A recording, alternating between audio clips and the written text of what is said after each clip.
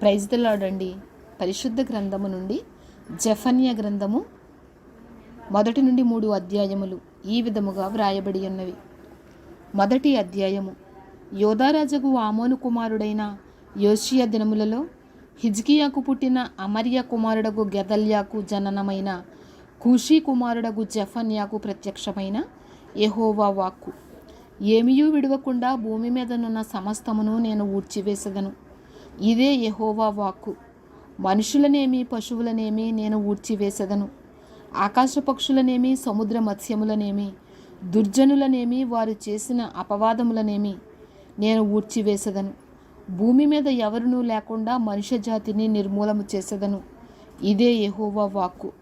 నా హస్తమును యూదావారి మీదను యెరూషలేము నివాసులందరి మీదను చాపి బయలుదేవత యొక్క భక్తులలో శేషించిన వారిని, దానికి ప్రతిష్ఠితులగు వారిని, దాని అర్చకులను నిర్మూలము చేసెదను. మిద్దెల మీద ఎక్కి ఆకాశ సమూహములకు మ్రొక్కు వారిని యెహోవా పేరును బట్టియు బయలుదేవత తమకు రాజను దాని నామమును బట్టియు మ్రొక్కి ప్రమాణము చేయువారిని నేను నిర్మూలము చేసెదను. యెహోవాను అనుసరింపక ఆయనను విసర్జించి ఆయన యొద్ద విచారణ చేయని వారిని నేను నిర్మూలము చేసెదను. ప్రభువైన యెహోవా దినము సమీపమాయను. ఆయన బలి ఒకటి సిద్ధపరిచి ఉన్నాడు. తాను పిలిచిన వారిని ఆయన ప్రతిష్ఠించి ఉన్నాడు. యెహోవా సన్నిధిని మౌనముగా ఉండుడి. యెహోవా ఏర్పరిచిన బలిదినమందు అధిపతులను రాజకుమారులను అన్య దేశస్థుల వలె వస్త్రములు వేసుకుని వారినందరినీ నేను శిక్షింతును. మరియు ఎండ్ల గడపలు దాటి వచ్చి యజమానుని ఇంటిని మోసముతోనూ బలాత్కారముతోనూ నింపువారిని ఆ దినమందు నేను శిక్షింతును. ఆ దినమందు మత్స్యపు గుమ్మములో రోదన శబ్దమును, పట్టణపు దిగువ భాగమున అంగలార్పును వినబడును. కొండల దిక్కు నుండి గొప్ప నాశనము వచ్చును. ఇదే యెహోవా వాక్కు. కనానీయులందరూ నాశనమైరి. ద్రవ్యము సమకూర్చుకొనిన వారందరూ నిర్మూలము చేయబడిరి గనుక మక్తేషు లోయ నివాసులారా అంగలార్చుడి. ఆ కాలమున నేను దీపములు పట్టుకుని యెరూషలేమును పరిశోధింతును. మడ్డి మీద నిలిచిన ద్రాక్షరసము వంటి వారై యెహోవా మేలైనను కీడైనను చేయువాడు కాడని మనసులో అనుకుని వారిని శిక్షింతును. వారి ఆస్తి దోపుడు సొమ్మగును, వారి ఇండ్లు పాడగును. వారు ఇండ్లు కట్టుకొందురు గాని వాటిలో కాపురముండరు. ద్రాక్ష తోటలు నాటుదురు గాని వాటి రసమును పానము చేయరు. యెహోవా మహాదినము సమీపమాయను. యెహోవా దినము సమీపమై అతి శీఘ్రముగా వచ్చుచున్నది. ఆలకించుడి. యెహోవా దినము వచ్చుచున్నది. పరాక్రమశాలురు మహారోదనము చేయుదురు. ఆ దినము ఉగ్రత దినము, శ్రమయు ఉపద్రవమును మహానాశనమును కమ్ము దినము. అంధకారమును గాఢాంధకారమును కమ్ము దినము, మేఘములను గాఢాంధకారమును కమ్ము దినము. ఆ దినమున ప్రాకారములు గల పట్టణముల దగ్గరను ఎత్తైన గోపురముల దగ్గరను యుద్ధఘోషణయు బాకానాదమును వినబడును. జనులు యెహోవా దృష్టికి పాపము చేసిరి గనుక నేను వారి మీదికి ఉపద్రవము రప్పింపబోచున్నాను. వారు గ్రుడ్డివారి వలె నడిచెదరు. వారి రక్తము దుమ్ము వలె కారును. వారి మాంసము పెంట వలె పారవేయబడును.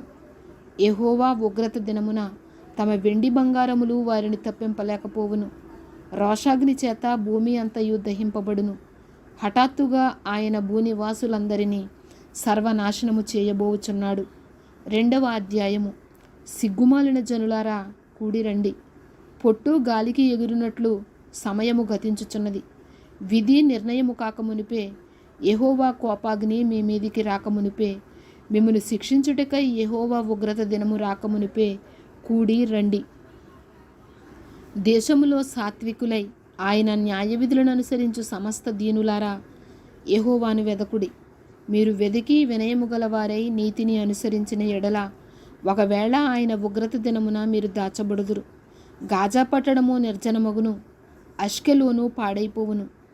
మధ్యాహ్న కాలమందు అషుడోదు వారు బయటికి పారదోలబడుదురు.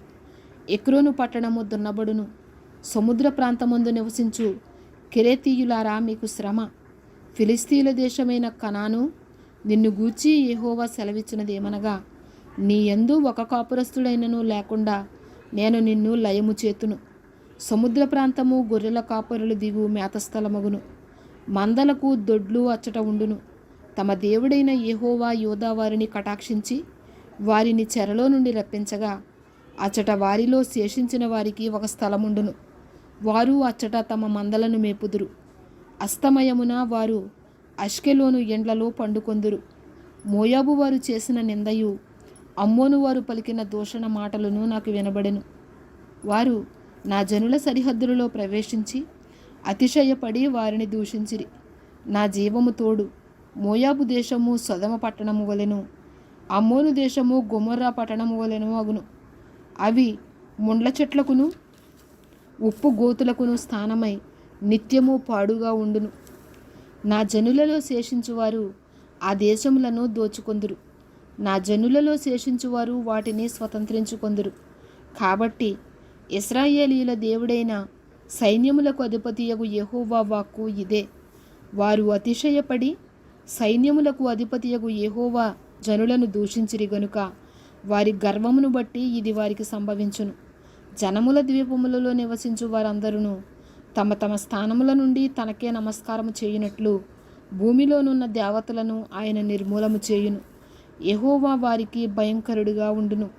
కూషీయులారా, మీరును నా ఖడ్గము చేత హతులవుదురు. ఆయన ఉత్తర దేశము మీద తన హస్తమును చాపి అశ్షూరు దేశమును నాశనము చేయును. నీనివే పట్టణమును పాడు చేసి దానిని ఆరిపోయిన ఎడారి వలె చేయును. దానిలో పశుల మందలు పండుకొనును. సకల జాతి జంతువులను గుంపులుగా కూడును. గోడబాతులను తుంబోళ్ళును వారి ద్వారముల పైకొమ్ముల మీద నిలుచును. పక్షుల శబ్దములను కిటికీలలో వినబడును.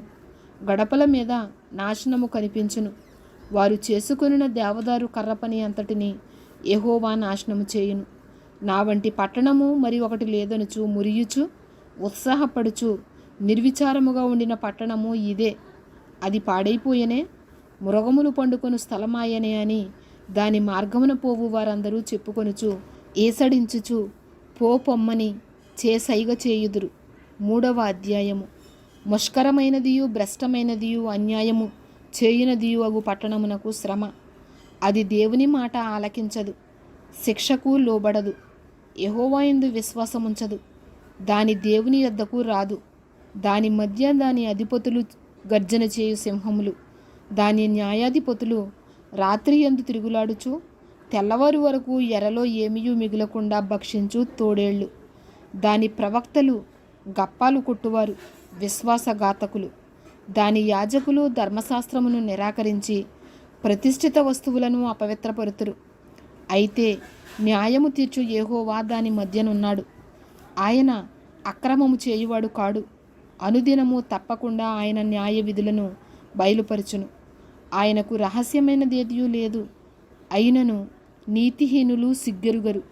నేను అన్యజనులను నిర్మూలము చేయగా వారి కోటలను పాడగును. ఒకడైనా సంచరించకుండా వారి వీధులను పాడు చేసి ఉన్నాను. జనము లేకుండాను వాటి యందెవరునూ కాపురం ఉండకుండాను వారి పట్టణములను లయపరిచిన వాడను నేనే. దాని విషయమై నా నిర్ణయం అంతటి చొప్పున మీ నివాస స్థలము సర్వనాశనము కాకుండానట్లు నా యందు భయభక్తులు కలిగి శిక్షకు లోబడుదురని నేను అనుకుంటుని. గాని వారు దుష్క్రియలు చేయుట యందు అత్యాశ గలవారైరి. కాబట్టి యెహోవా సెలవిచ్చు వాక్కు ఏదనగా, నా కొరకు కనిపెట్టుడి. నేను లేచి ఎరపట్టుకొని దినము కొరకు కనిపెట్టియుండుడి. నా ఉగ్రతను నా కోపాగ్ని అంతటిని వారి మీద కుమ్మరించుటకై అన్యజనులను పోగు చేయుటకును గుంపులు గుంపులుగా రాజ్యములను సమకూర్చుటకును నేను నిశ్చయించుకుంటుని. నా రోషాగ్ని చేత భూమి అంతయు కాలిపోవును. అప్పుడు జనులందరూ యెహోవా నామమును బట్టి ఏక మనస్కులై ఆయనను సేవించునట్లు నేను వారికి పవిత్రమైన పెదవులనిచ్చెదను. చెదిరిపోయిన వారై నాకు ప్రార్థన చేయు నా జనులు కూషుదేశపు నదుల అవతల నుండి నాకు నైవేద్యముగా తీసుకొని రాబడుదురు. ఆ దినమున నీ గర్వమును బట్టి సంతోషించు వారిని నీలో నుండి నేను వెళ్ళగొట్టుదును. గనుక నా పరిశుద్ధమైన కొండయందు నీవిక గర్వము చూపవు. నా మీద తిరుగుబడి నీవు చేసిన క్రియల విషయమై నీకు సిగ్గు కలుగదు. దుఃఖితులకు దీనులను యెహోవా నామము ఆశ్రయించు జనశేషముగా నీ మధ్య నుండనిత్తును. ఇశ్రాయేలీయులలో మిగిలిన వారు పాపము చేయరు, అబద్ధమాడరు, కపటములాడు నాలుక వారి నోట నుండదు. వారు ఎవరి భయము లేకుండా విశ్రాంతి గలవారై అన్నపానములు పుచ్చుకొందురు. సియోను నివాసులారా, ఉత్సాహధ్వని చేయుడి. ఇశ్రాయేలీయులారా, బోరధ్వని చేయుడి. యెరూషలేము నివాసులారా, పూర్ణ హృదయముతో సంతోషించి గంతులు వేయుడి. తాను మీకు విధించిన శిక్షను యెహోవా కొట్టివేసి ఉన్నాడు. మీ శత్రువులను ఆయన వెళ్ళగొట్టి ఉన్నాడు. ఇశ్రాయేలుకు రాజైన యెహోవా మీ మధ్య ఉన్నాడు. ఇక మీదట మీకు అపాయము సంభవింపదు. ఆ దినమున జనులు మీతో ఇట్లందురు: యెరూషలేము, భయపడకుము. సియోను, ధైర్యము తెచ్చుకొనుము. నీ దేవుడైన యెహోవా నీ మధ్య ఉన్నాడు. ఆయన శక్తిమంతుడు. ఆయన మిమ్మును రక్షించును. ఆయన బహు ఆనందముతో నీ యందు సంతోషించును. నీ యందు తనకున్న ప్రేమను బట్టి శాంతము వహించి నీ అందలి సంతోషము చేత ఆయన హర్షించును. నీ నియామక కాలపు పండుగలకు రాలేక చింతపడు నీ సంబంధులను నేను సమకూర్చెదను. వారు గొప్ప అవమానము నొందినవారు. ఆ కాలమున నిన్ను హింసపెట్టు వారినందరినీ నేను శిక్షింతును. కుంటుచూ నడుచు వారిని నేను రక్షింతును. చెదరగొట్టబడిన వారిని సమకూర్చుదును. ఏ ఏ దేశములలో వారు అవమానము నొందిరో అక్కడ నెల్లా నేను వారికి ఖ్యాతిని, మంచి పేరును కలుగజేసేదను. ఆ కాలమున మీరు చూచుచుండగా నేను మిమ్మును చెరలో నుండి రప్పించి మిమ్మును సమకూర్చిన తరువాత మిమ్మును నడిపింతును. నిజముగా భూమి మీద ఉన్న జనులందరి దృష్టికి నేను మీకు ఖ్యాతిని, మంచి పేరును తెప్పింతును. ఇదే యెహోవా వాక్కు. ఇంతటితో జెఫన్యా గ్రంథము ముగియుచున్నది. ఆమేన్.